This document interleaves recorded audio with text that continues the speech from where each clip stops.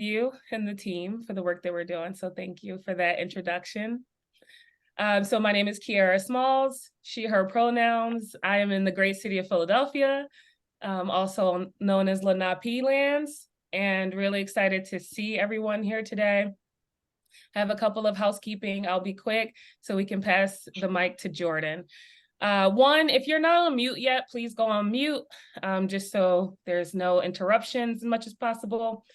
Two, please feel free to introduce yourself in the chat. Three, so for those who are new to the RIDC, actually, could you put in the chat if you're new? Just really quickly, I'm new is fine and works. If you're new to the RIDC or new to your first time at one of our workshops, that would be great. The mission of the Running Industry Diversity Coalition is to unite the running industry to improve the inclusion, the visibility, and access for Black, Indigenous, and other people of color. And we do so through a series of ways, through our education, right? That's workshops, events, the resources that we put out on our website, and through our partners, the accountability calls and check-ins we have with our partners and our members, and what we learn from all of you, members in the running industry and in the RIDC community in general. And so if you're new here, please visit runningdiversity.com after this session to learn more about our organization and ways that you can get involved. And now this next ask tees up my other two updates.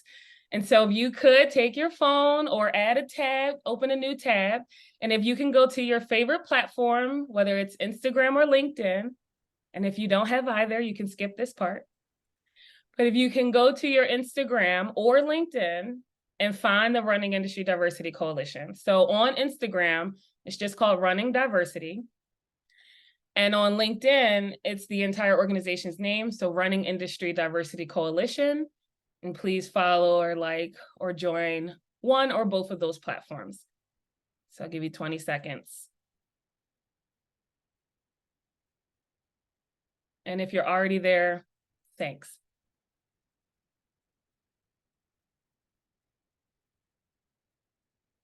So Running Diversity on Instagram, or spell out the organization, Running Industry Diversity Coalition on LinkedIn.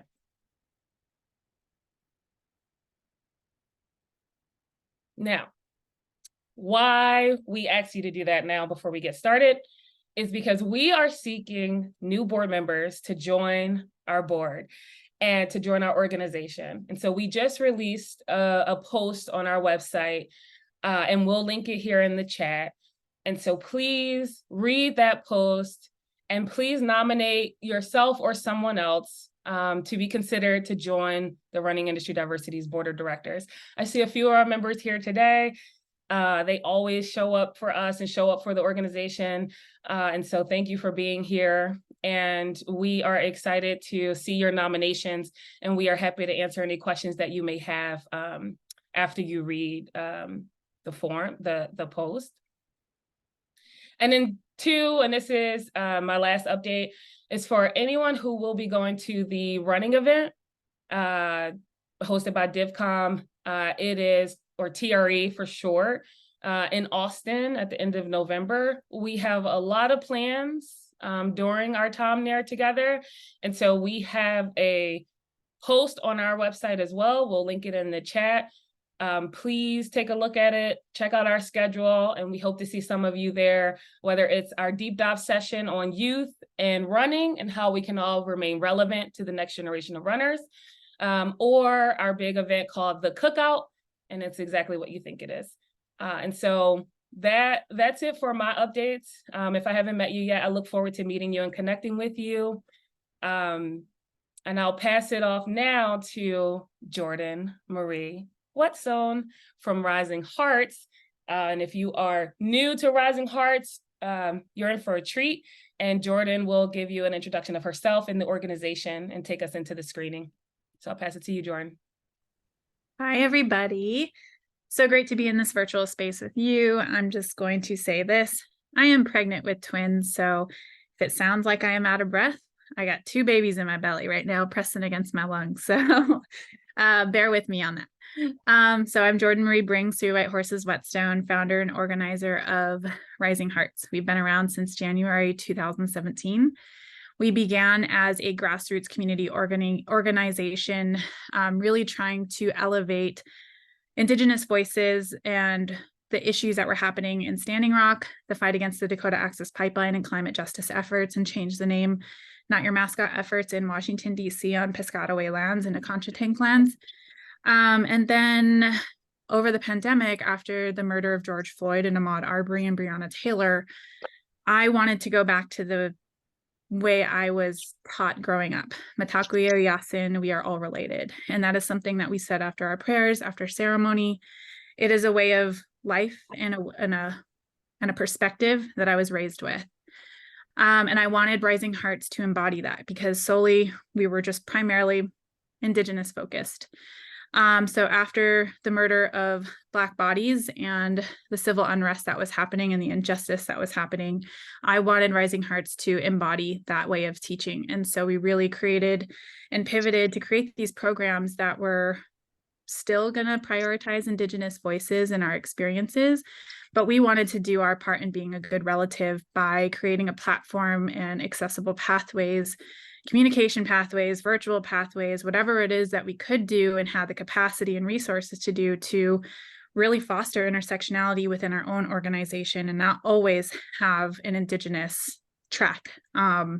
So we really expanded. We created a couple programs where it's not just Indigenous. We have so many other incredible athlete advocates part of our programming, incredible partners, really trying to foster and cultivate these kinships, these relationships and partnerships. So I'm really happy that we made that pivot, and I felt like it was time and it was the right choice. And we're always still in a place of growing and learning. And so that's where we are now. And our newest track is going to be storytelling. We're going to be part of a new production company called Narrative Shift that I am launching with my partner and a couple of our friends. But Rising Hearts is going to be the community-centered storytelling arm of this production company. So what you've seen here, or soon will see, is Know to Run. We have another film called Run to Be Visible. We have a couple short series, Instagram-like stories that we've done with our partner activists on a few of our Running with Purpose athlete advocates, really just trying to elevate community voices so that we're not always seeing the same voices in the same spaces, but really just trying to make sure that we're celebrating these people, we can help out with their campaigns and really support them in any ways that we can. So that's Rising Hearts. That's what we're doing. What we're about to watch is called Know to Run, and it's featuring Yatika Starr Fields, an amazing muralist, artivist, runner, just all around good human. And it really began with just the idea of wanting to document the first ever land blessing that was going to be happening at a really old, prestigious race, and the work that it takes to try and impact a change like this. And it's not always easy, and it takes time. So I really hope that you guys will enjoy this film.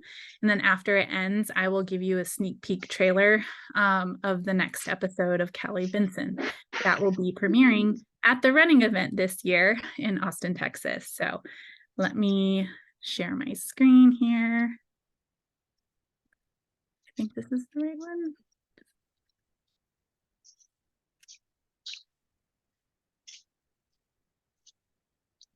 Stay tuned.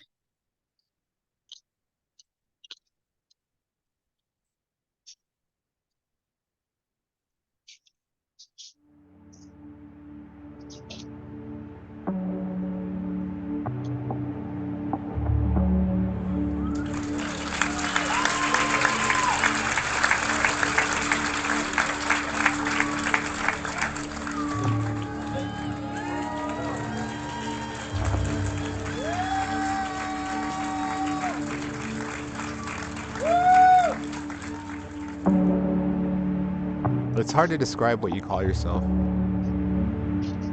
I guess you get to a certain age and you're like, what are you? And then, is it even relevant? Does it even matter?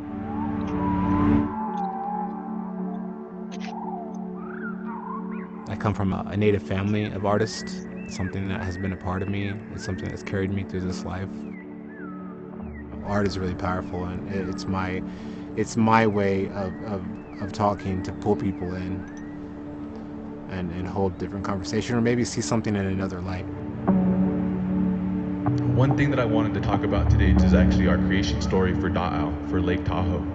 So Lake Tahoe itself, the word Tahoe, is a mispronunciation of our word Da'au, which also means lake. So when we say Lake Tahoe or Lake Da'au, we're saying lake.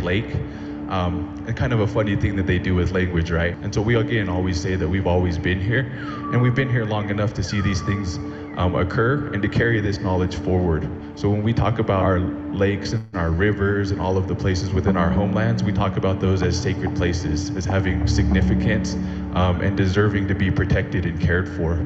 We get this question at some of our presentations where they say, you know, what happened to all of your old trade routes and trails? And we kind of laugh and we say, you know, they're still there. Oftentimes they were turned into highways. One of those today, at least some people will be running on for the Western States Endurance Run, or as we would call it in our language, Mimdewi Moduwe. We see that there's a need to educate people and to do better. And so land acknowledgement is part of that, educating people, correcting information, making sure that we can support Indigenous peoples and make commitments for the future to do better ourselves. So with Jordan and with Gu, one of the big things that they did is they opened up a spot for Yatika back here, for him to be our kind of Indigenous representative in this run. We are honored to support Yatika on his journey through Western States, not only because he's a super passionate and incredible runner, but because he's such a strong advocate for bringing others in, making sure that people feel seen and heard. So we're very excited because Yatika is bringing to life the first ever Western States Endurance Run poster. I was super excited to be a part of this. It was an honor to be asked, really. You allow new things to come in and take place and unfold, and then you become a part of it and you add your knowledge to it, and then you share and you grow and you collaborate, and it's super beautiful. But just to protect you, give you energy and sustenance as you run. We wanted to give you that. Oh, just shake that. This is omega. And so it's an ephedrine, like a natural adrenaline. If you feeling tired at any time during the night or just need a little bit of energy, this is one of our traditional teas and medicines. I even chewed on a little bit this morning driving over here at 3 a.m. Nice. Whatever happens, we did it together, and we did it with heart, and we did it with love, and hey, you know, we're celebrating life today, so thank you. Today, we are here to acknowledge that the land in which Western States Endurance Run begins is the Aboriginal land of the Washishu. The Washu people are the people from here, or as they are known today, the Washoe tribe of Nevada and California.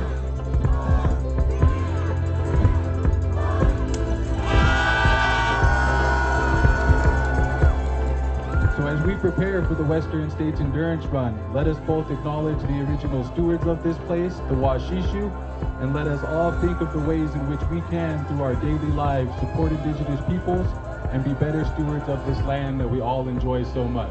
Omwaangawi, thank you all, and Maliki Gabagi, we'll see you in the future. The land acknowledgement gave all runners more meaning and purpose behind what they were about to do. They had a lot more to think about as they ran with the land and traversed the beautiful trails of the Western States.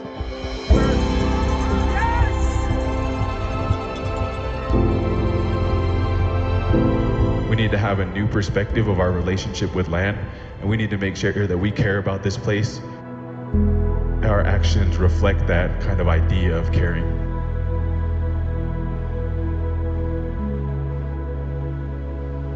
You hear the birds, you see beautiful butterflies, and you feel the water you see you would otherwise never do. You're outside, you're on a trail for a long period of time, and you're experiencing the world and nature in a new way, in a different way.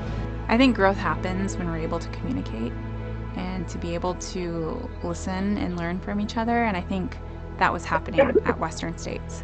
You could hear some runners saying when things get hard or they need inspiration, they would carry this new knowledge with them on the trail to remember whose lands that they're running on and the people that are connected to them, and I think that's just the impact that we're making.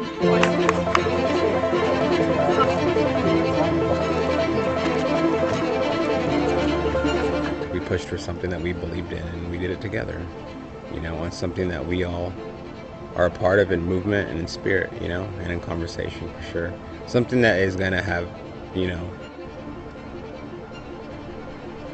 there's going to be more that's coming from this, you know.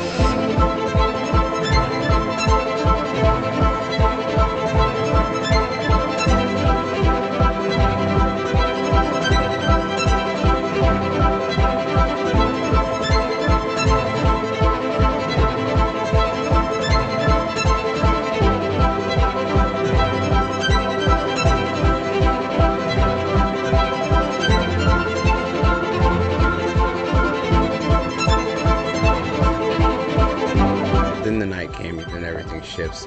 And I'm in severe pain at that point.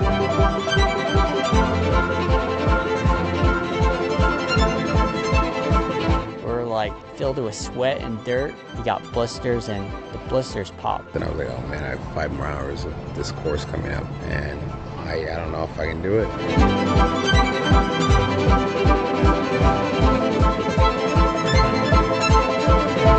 I think that's what these 100-mile ultras do. They put that in front of you to decide what kind of person you want to be.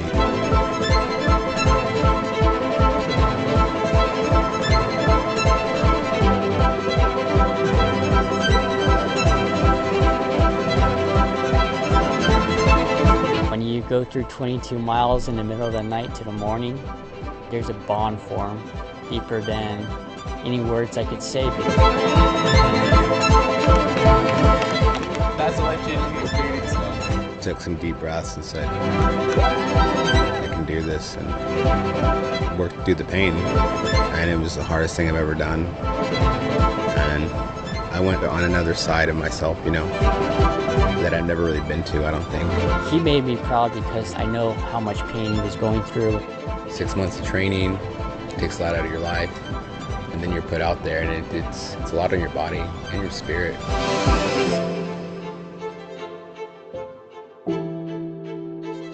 I'm really appreciative of the moments here at Western States. I can run for others and the ones that have supported me along the way, going back to my ancestors. I was out there as the vessel, as the runner, but everything else made that happen. We did it together, you know. I'm an artist, I'm a painter, and I'm also a runner. I am Osage, Cherokee, and Muskogee. Born in Tulsa, raised in Oklahoma. My name is Yatika Starr Fields.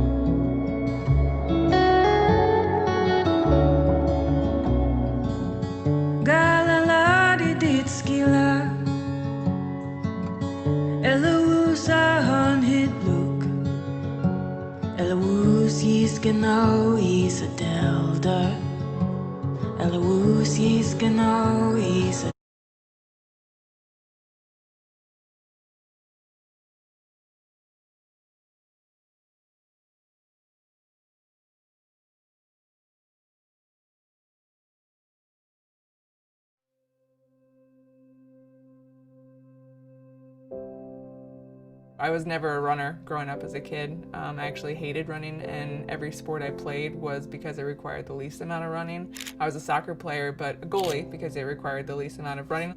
I also got into rowing, and I love that because you're in a boat, so you don't have to run anywhere. Growing up, I had heard from doctors saying, if you continue down this way, you're going to be staring down the barrel of an early death. And I weighed 377 pounds. I didn't have that confidence in myself. I was in a doctor's appointment in the waiting room, and on the table they had a Runner's World magazine, and I opened it up, and inside they were talking about the Western States 100-mile ultramarathon, and I was just like, what? People are running 100 miles, and they're running them on trails, and they're not sleeping. This is madness, and that became my dream. And I was like, okay, running.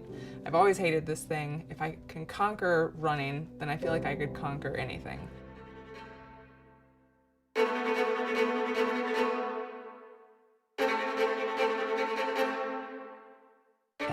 remember those first few steps, I was like, okay, this is fine. But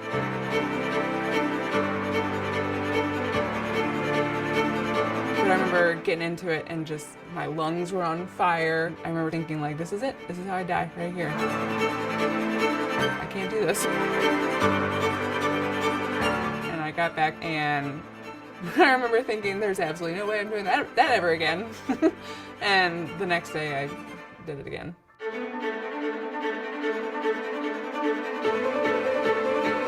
A mile would turn into 2 miles, turn into 4 miles. I think it just continued because I was so curious of what that next limit could be. The more I ran, I started to take off those limits. Because of the way people viewed me, they gave me something to prove. It doesn't matter where you come from, it doesn't matter your body type, it doesn't matter how old you are, your nationality, what you can achieve is limitless.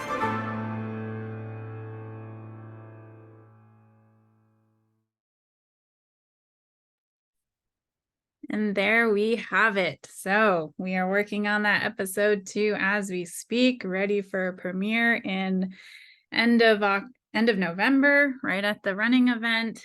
But I don't know if it's me being pregnant and all of the extra hormone boosts, but still I've seen these cuts of these trailers time and time again of screenings of No to Run, and it still brings me to tears because it is such a testament to all of the collaborative work that went into it. It's not just trying to tell a story. We're working with Yatika, we're working with Herman and the Washoe community, we're working with GU Energy Labs, we're working with Western States, we're working with community partners, and really just trying to do our due diligence to make sure that people are part of this process. And it's just, I'm so proud of everyone that's been with it.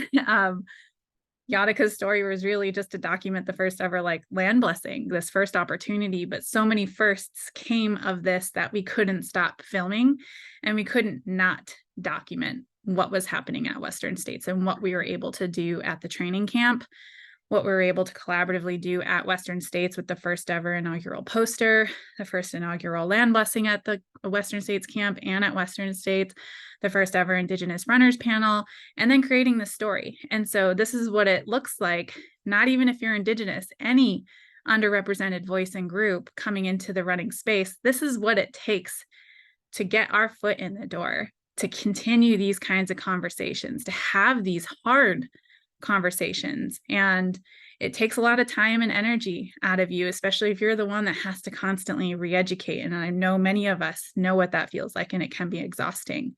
But it has been such an amazing process that I feel like it's been very reciprocal in what we've been able to do and to accomplish with this story. And even doing it with a 5-month-old strapped to your ergo baby carrier, trying to film and get sound. And it was so amazing to have Chaske, my firstborn, be part of that last year, and to him be surrounded by this community that I really hope when he gets older, he can just thrive and be himself. So this is the film, No to Run. Where did the title come from? It's really about the opportunity of carrying new knowledge and being open to that new knowledge. And this doesn't even have to apply to Indigenous way of teaching and perspective and living. This can apply to so much that is happening. Constant advocacy and education is happening within this running industry, and I'm so happy to see it. I welcome it. I applaud it. And it's a lot of heart work. And I don't say hard, not with a D, I say heart, because it comes from the heart. And that's what keeps us motivated into doing it every single day. And that's the change that is impacting what we're able to do as community, because it's never just one person making this change happen. So that's what No to Run really represents. It represents being open to this new knowledge, carrying that with you. What does that look like throughout that journey and process?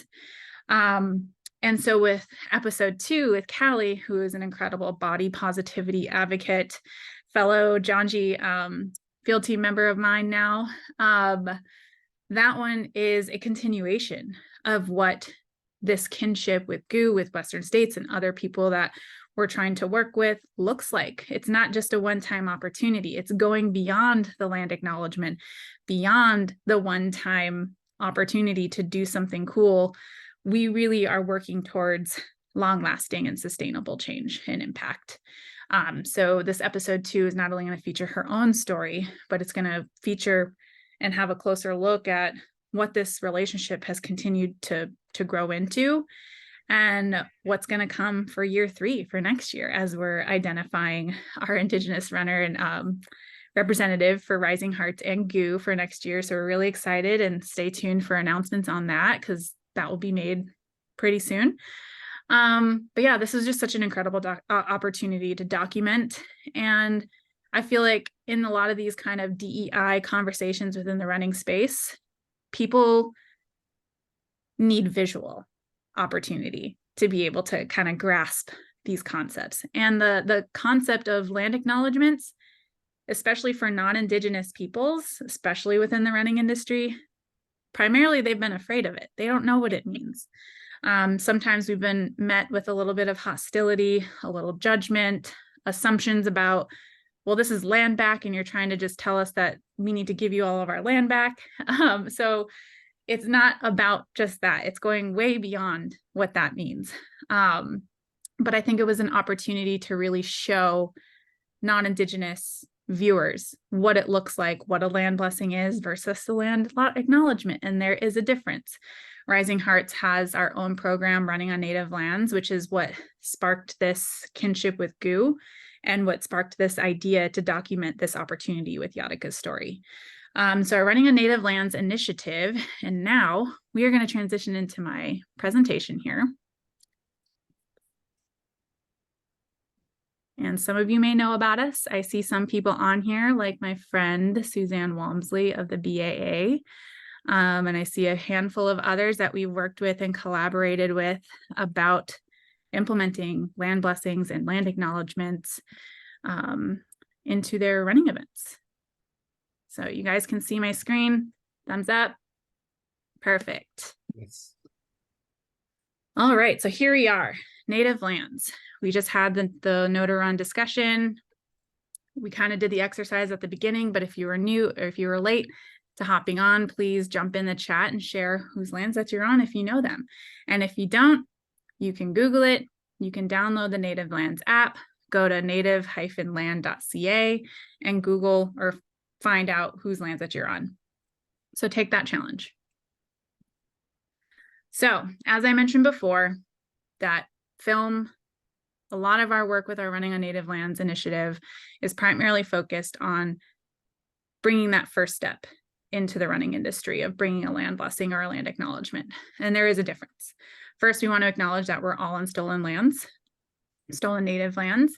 And a land blessing is where, as we have identified, is where we get to bring an Indigenous voice, an Indigenous community member who is from those lands, from that community, to be able to give the blessing at said event, that whether it's a race, whether it's a conference, whether it's whatever is being held on those lands. And it really gives us the opportunity to amplify them, their community, what's going on in their community, to have that representation and visibility, to really show people who are non-Indigenous that we're not relics of the past, we're not in past tense, we exist after 1900, we're not stereotypes, we're not racial slurs. We are thriving, we are surviving, we are healing, we are here. And it's just an effort to really uplift and center the local community, because that's the very least that we can do. A land acknowledgement is, especially if we can't have an Indigenous person from the community, from the lands, to be able to do that. If there's another identified Indigenous voice that we can collaborate with to give that land acknowledgement and get the blessing from someone to be able to do that, that's the process we go through. And then we also have our partners, whoever we're working with, take on that challenge of adopting and creating their own land acknowledgement coming from their own words, after they participate in cultural sensitivity, cultural trainings coming from the local Indigenous communities that we help support and identify to be part of this collaborative process. And it's critical to note, we need to go beyond the land acknowledgement. We are way past it being a hot ticket item or just something new and to be a check in the box as part of our EDI, JEDI commitment efforts, but it's really an opportunity to enhance and improve what those efforts already are. And hopefully it's one of many first questions or first opportunities to ask ourselves as a race director, as a brand or a company or an institution or an organization of what else are we missing?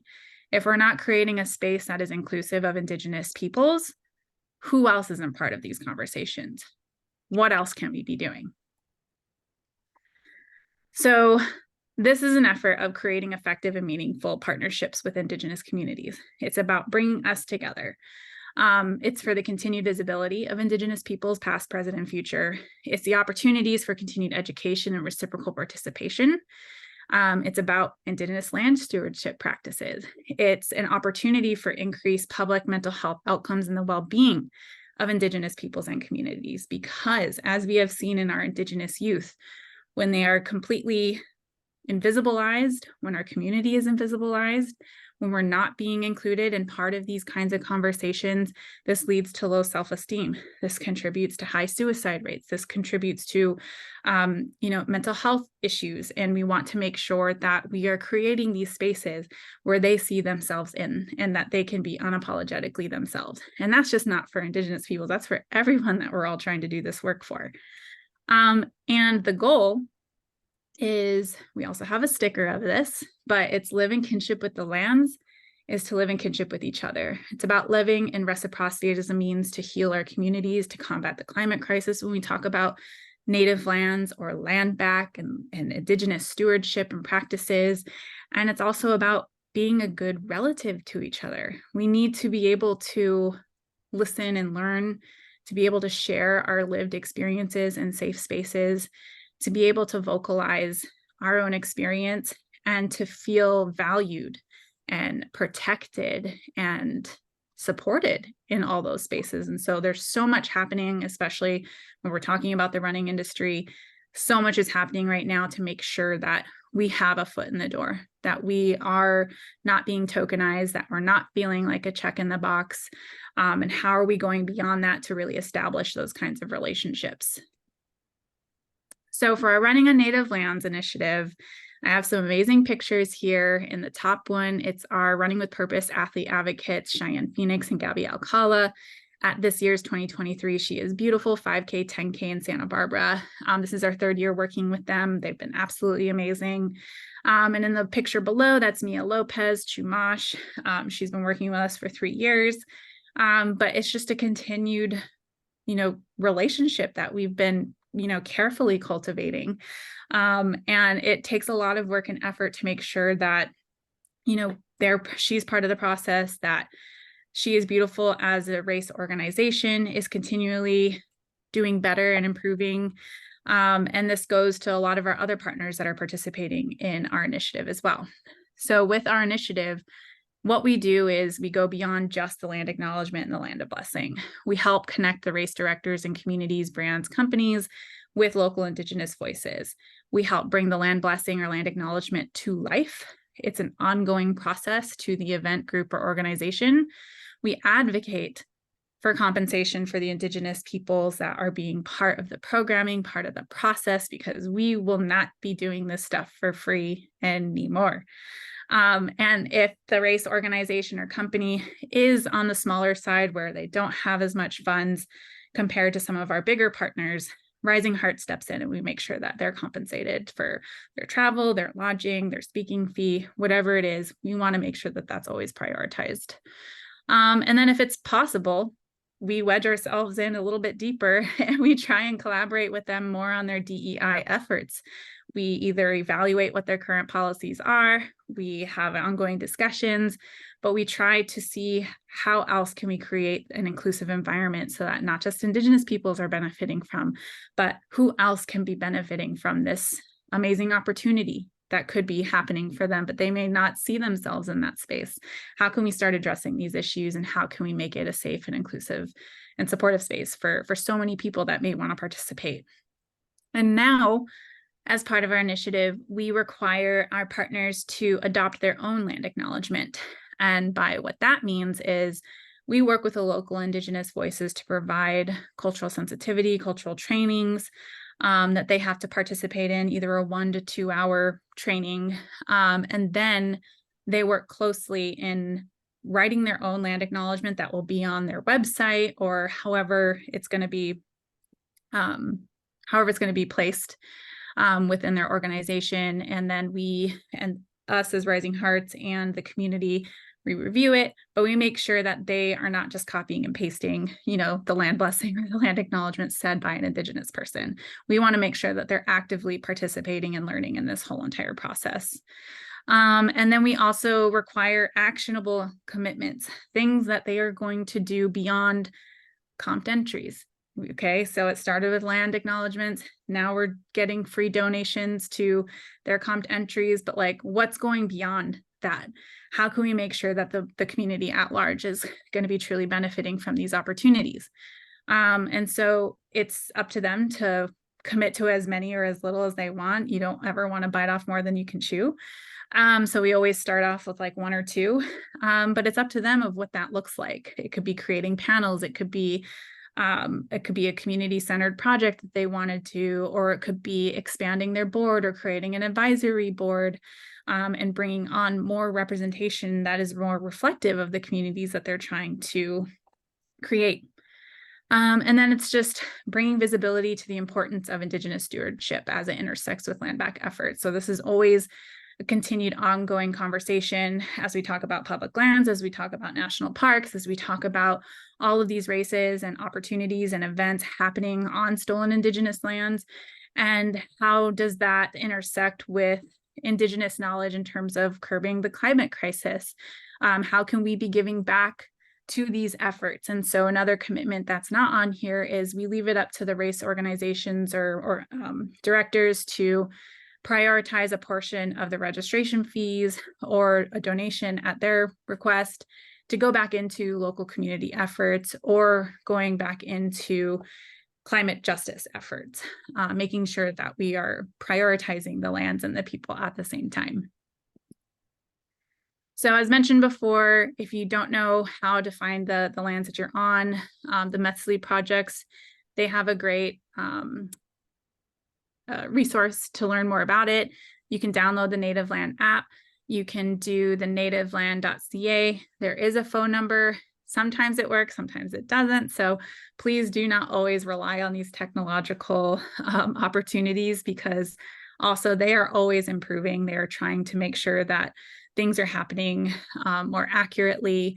There have been instances where community members have said like, oh, well, those are our ancestral roots and communities, they weren't included in this. So it's always growing. It's a process. But then good old fashioned Google too. And examples of right here, and you guys will get these slides too after the presentation, but opportunities of how to do it, how to search for it, and how to go beyond just the check in the box and not being performative with it. Examples.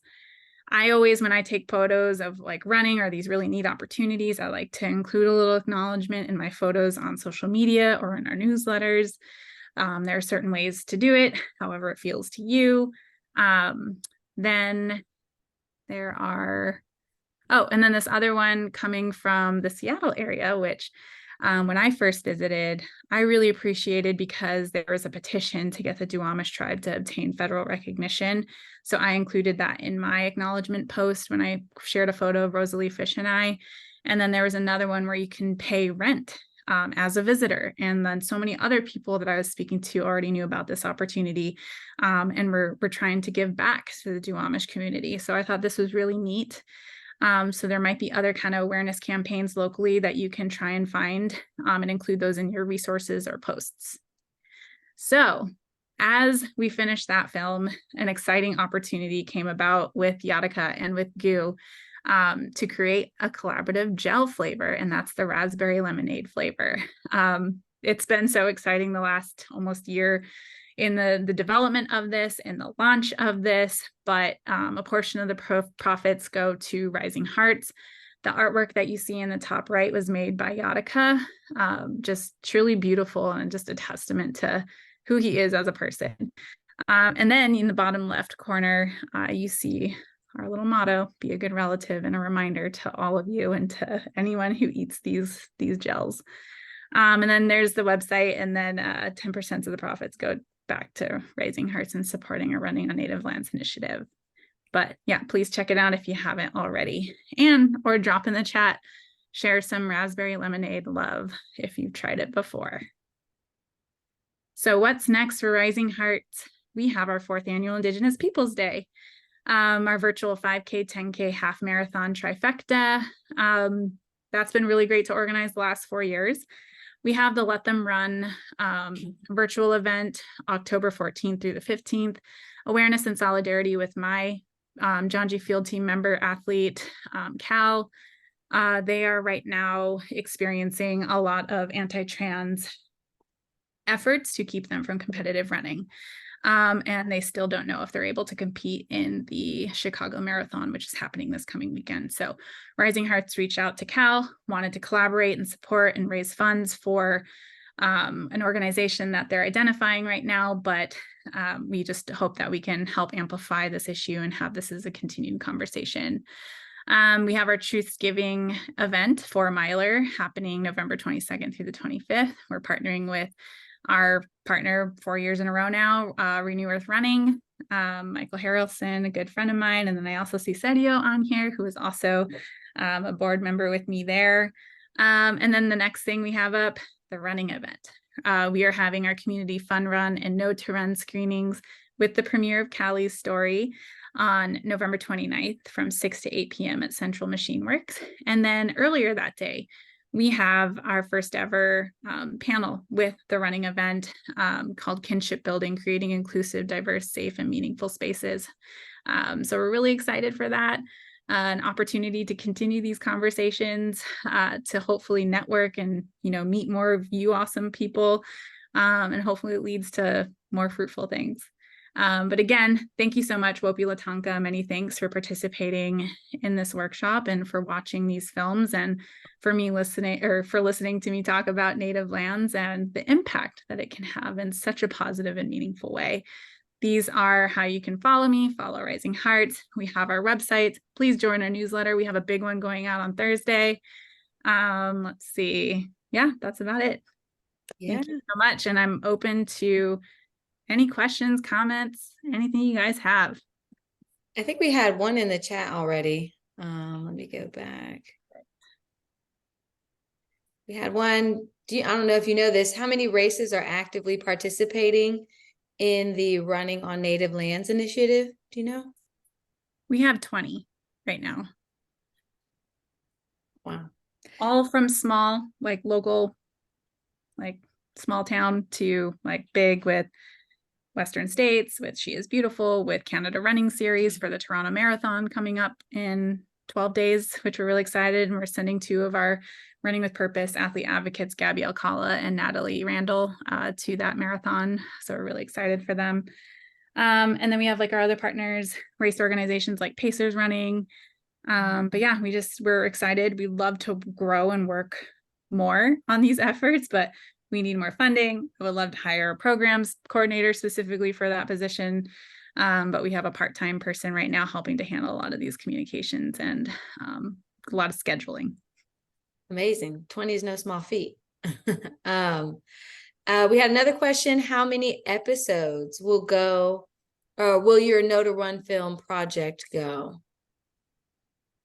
We honestly don't know. I mean, this is all an opportunity that kind of just like, well, we're going to go with the moment. But right now we have 2 with Callie's coming up at the end of November. Yatika's was completely done with one small donation and completely free by my husband and I, a team of 2. And then this episode with Callie, we're still seeking funding. We're not fully funded. So everyone else is being paid except my husband and myself as the directors and the producers.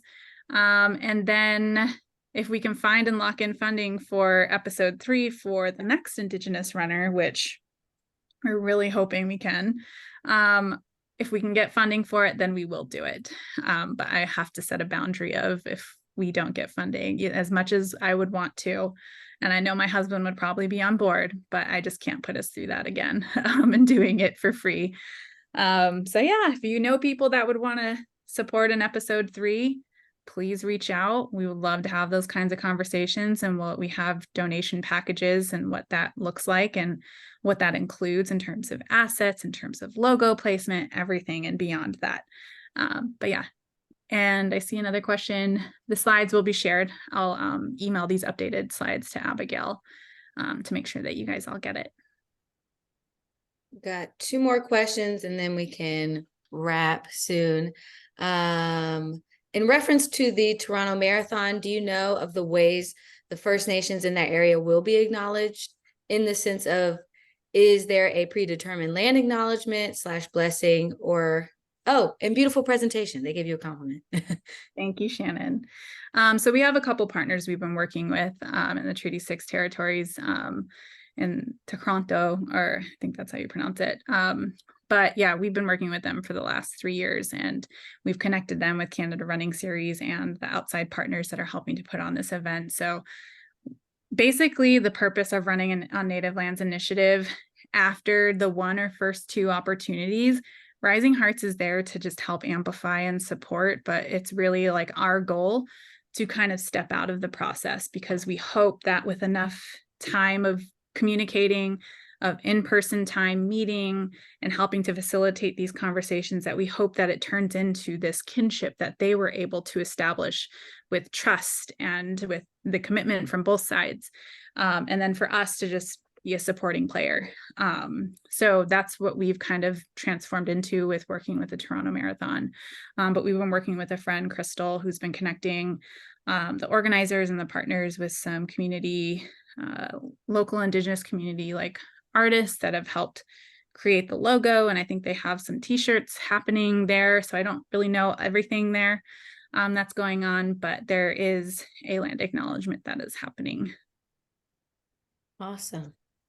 Well, thank you. In light of time, I'm going to drop our post-event survey in the chat. Thank you so much, Jordan, for doing an amazing job. Can we get a little reaction? Somebody, can I get a clap? Can I get thank you? Yes, that was fantastic. And that film, I don't think it's just being pregnant. I mean, I watched it like 9 times and I get emotional every time. So yes, we are so gracious for you to come and host this with the RIDC. For everybody here, please do stay engaged with Rising Hearts.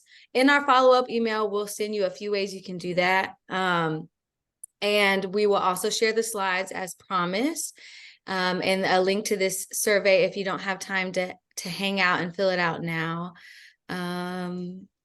Yeah, thank you for being here, everyone. Just a reminder on our updates from the top of this call, board nominations for the RIDC. If you have suggestions or people who you think would be great to join our team, please do encourage them. Please reach out to us, nominate them. And we'll see you at TRE. All of us, Rising Hearts will be there. RIDC will be there. We're doing some stuff together. We'll have the party of the year, really, at TRE called the Cookout. So you better come, especially if you're going to be hungry. Where else to go but a cookout? So yes, thank you all for joining. I think Sergio had something he wanted to add. Oh, please unmute. You're more than welcome to. I would take the opportunity to thank you, Jordan, for the visibility that you give, the voice that you give, the space that you are creating, but more importantly, for the relationships. You don't do financial transactions. You don't do one-offs. You create kinship. And by doing, you are showing the rest of the industry and athletes and everybody how to do it. You're not teaching a class. You are just doing what you are doing. Very thankful for that. I tear up every time I see Yatika's film, and I'm really looking forward to Cali. But I have to say, Yatika's continues to be my second favorite running film, because there is Run to Be Visible, and I might be biased to that, but it's another beautiful film with Indigenous runners that Jordan and her husband did, and I strongly suggest everyone to check it out, Run to Be Visible. Jordan, thank you so much.